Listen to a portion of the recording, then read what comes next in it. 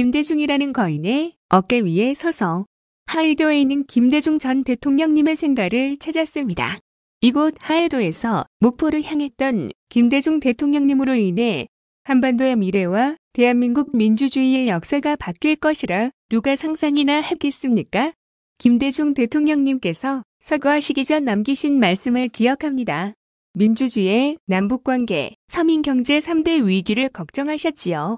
촛불혁명으로 민주주의는 돌이킬 수 없는 가치로 자리 잡았습니다. 문재인 정부의 노력으로 한반도 평화 역시 거역할 수 없는 시대의 흐름이 되었습니다. 이제 서민의 삶을 위협하는 불평등, 양극화 위기를 해소하는 것이 우리 민주당이 김대중 대통령님의 마지막 근심을 해결하는 것입니다. 거인의 삶의 해법이 있습니다. 인생 대부분을 고난과 역경 속에 보내셨음에도 정치가 국민의 삶을 바꿀 수 있다는 것을 포기하지 않으셨고 늘 미래를 내다보며 한 발 먼저 준비하셨습니다. 그렇게 평화적 정권 교체라는 거대한 위협을 달성하셨고 한반도의 새 질서를 만드셨습니다. IMF 위기 속에서 이 강국의 초석을 다지고 복지국가의 근간을 세우셨습니다.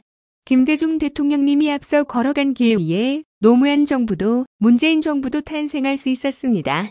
시대를 앞서는 용기와 결단으로 새로운 길을 개척하셨던 거인의 어깨 위에서 더 유능한 사기 민주정부 반드시 세우겠습니다. 다음 페이스북글 반복되는 군대 내 성범죄 근본 해결책이 필요합니다. 국민들의 공분을 샀던 공군 성추행 피해자 사망 사건이 일어난 지 석 달도 채 되지 않아 해군에서도 성추행을 당한 여군 중사가 극단적 선택을 하는 사건이 발생했습니다. 정말 개탄스럽습니다. 몇 명이나 더 죽어야 합니까? 이번 사건은 공군 성추행 사건과 판박이었습니다. 성추행 사실을 신고하고 5일 만에 관서에서 숨진 채 발견되었습니다. 군의 방조, 무기나에 견디다 못해 피해자가 극단적 선택을 했습니다. 피해 발생 시 즉각 가해자 분리 등 적절한 조치를 취했다면 상황은 달라졌을 겁니다. 나라를 지키려고 입대했는데 성범죄 피해자가 되고 제대로 보호조차 받지 못했습니다. 군 성폭력 지침이 있지만 제대로 작동하지 않았습니다.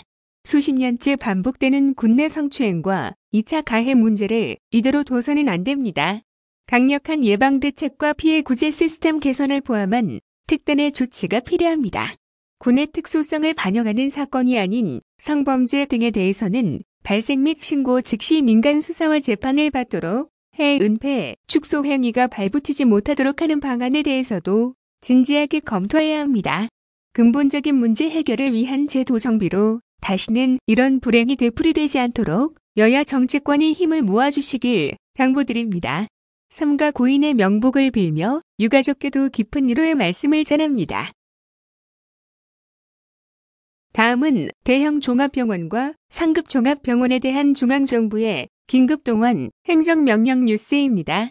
이재명 경기도지사가 휴가철과 광복절 연휴 이후 폭발적인 코로나19 확진자 증가가 우려된다며 감염병 전담 병상 확보를 위한 행정명령을 지속 건의한 가운데 정부가 이를 일부 수용했다.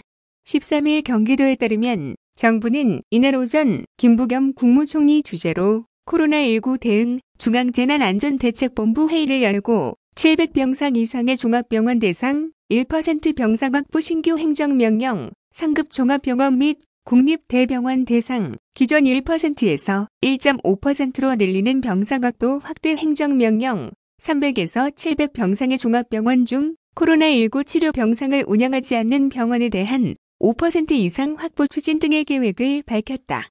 이 지사는 병상 확보를 위한 행정명령 건의를 드리려고 했는데 일부 수용된 것 같다며 감염병 전담 병상에 대한 운영 인력을 추가 지원해 주시길 다시 한번 요청드린다라고 말했다. 이 지사는 또 병상 배정 진행 상황을 시군 보건소가 알기 어려워 혼선이 발생한다고 하는데 전선 시스템을 개발하면 일선에서도 곧바로 확인할 수 있어 업무 부하를 많이 줄일 수 있을 것이라고 말했다. 지난 12일 기준 도내 감염병 전담 병상 사용률은 87%로 확보된 총 1699병상 중 1484병상이 사용되고 있다. 4차 대유행 이전 사용률 69%와 비교하면 18%포인트 높아져 환자 지속 증가 시 병상 부족 사태가 우려되는 상황이다. 그러나 경기도 의료원과 일부 민간병원에서 병상이 소폭 늘어날 뿐 대규모 확보가 이뤄지지 않고 있다. 이에 경기도는 중대본과 병상 관련 회의에서 종합병원 등에 대한 긴급동원, 행정명령을 지속 건의해왔다. 구체적으로 300병상 이상 대형 종합병원과 상급 종합병원을 긴급 동원하는 방안을 제시했다. 경기도를 기준으로 대형 종합병원 23곳의 병상 5%를 동원하면 404병상을, 상급 종합병원 5곳의 병상 2%를 동원하면 30병상을 각각 추가 확보할 것으로 도는 추산했다.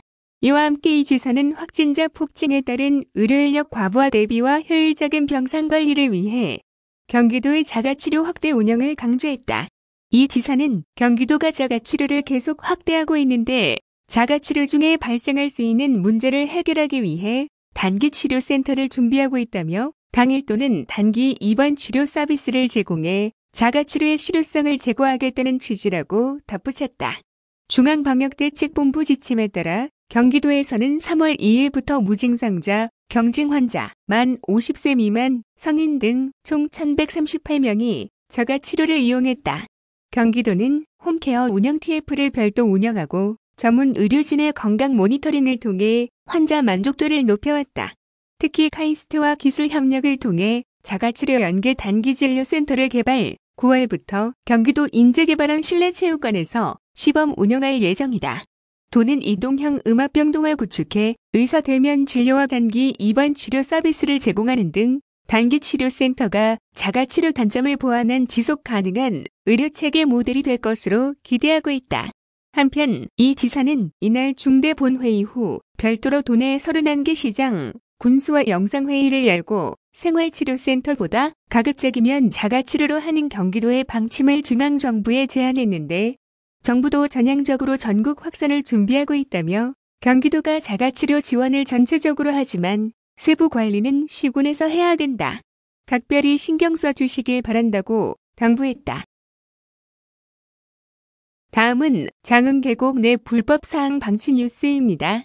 경기도는 장흥 계곡 불법 시설물을 확인하고도 조치를 미루는 등 업무 태만이 확인된 양주시에 해당 공무원에 대한 문책을 요청했다고 13일 밝혔다. 휴가철을 맞아 일부 하천 계곡 내 음식점, 숙박업소 등에서 불법 시설물을 재설치하거나 하천을 사유화하는 등 위법 행위 재발 조짐이 보이자 경기도는 특별점검반 가동, 무관용 대응 등 불법 행위 완전 근절을 위한 고강도 대책을 추진 중이다.